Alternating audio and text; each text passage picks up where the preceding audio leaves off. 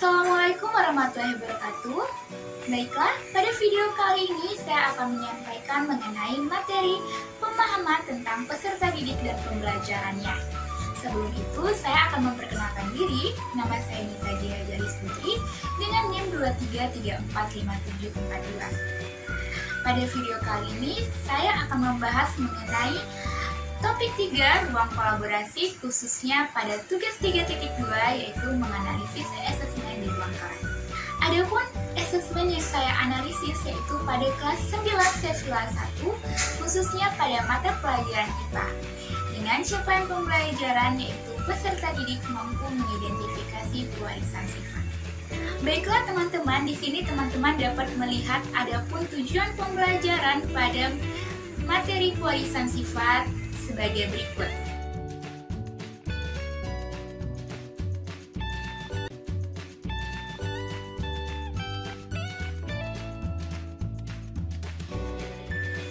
Baiklah teman-teman, pada materi ajar pewarisan sifat, adapun jenis asesmen yang dilakukan pada kelas 9 siswa 1 yaitu asesmen formatif dan juga asesmen sumatif. Bentuk asesmennya, asesmen formatif, penilaian sikapnya dilakukan dengan instrumen penilaian sikap, di mana indikator penilaian yang dinilai yaitu sopan santun, kemudian ada terhadap guru dan teman, disiplin, kerjasama, tanggung jawab, serta komunikatif. Untuk penilaian keterampilan, adapun instrumen penilaiannya adalah instrumen penilaian keterampilan dengan indikator yaitu peserta didik mampu melakukan diskusi dalam kelompok, keaktifan dalam berdiskusi, kemudian kejelasan dan kerapian dalam presentasi, serta mengkomunikasikan hasil diskusi. Kemudian asesmen sumatif dilakukan dengan tes tertulis berupa esai sebanyak 5 soal.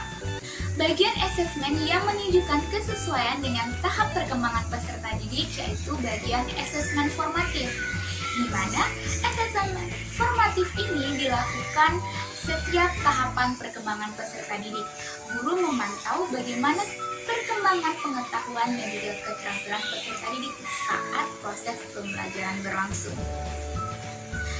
Guru juga memperhatikan karakteristik lingkungan peserta didik, karakteristik materi, dan juga karakteristik budaya.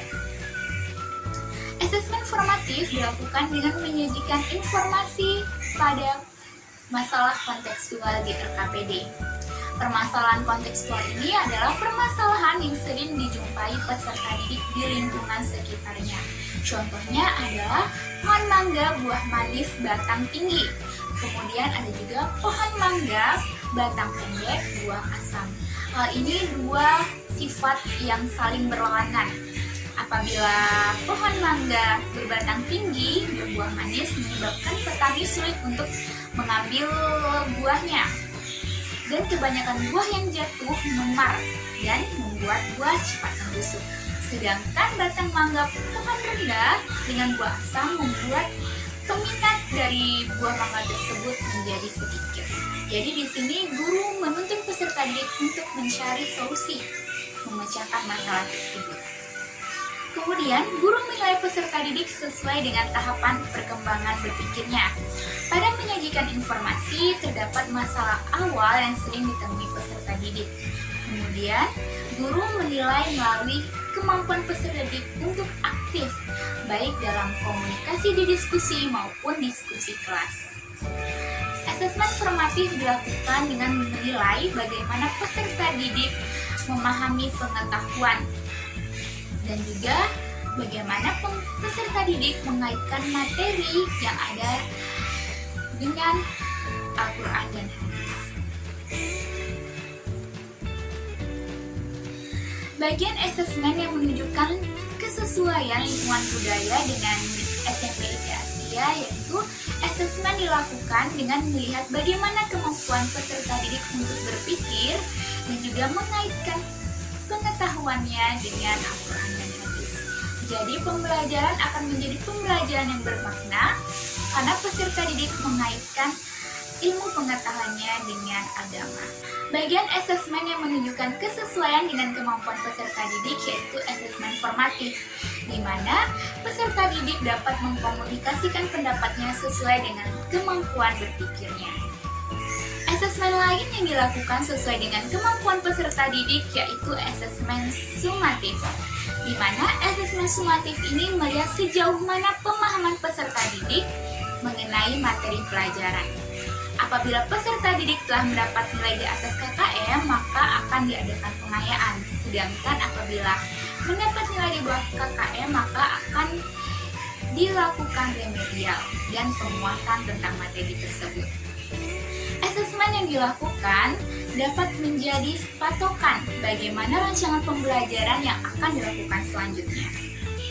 Asesmen yang dilakukan untuk mendapatkan umpan balik yaitu guru dapat melakukan kuis, di mana kuis ini menjadi umpan balik bagaimana guru melihat sejauh mana konsep dan pemahaman peserta didik tentang materi. Jika saya menjadi guru di kelas tersebut, saya akan melakukan asesmen diagnostik, di mana asesmen diagnostik ini berguna untuk melihat gaya belajar peserta didik, kemudian karakteristik peserta didik secara spesifik.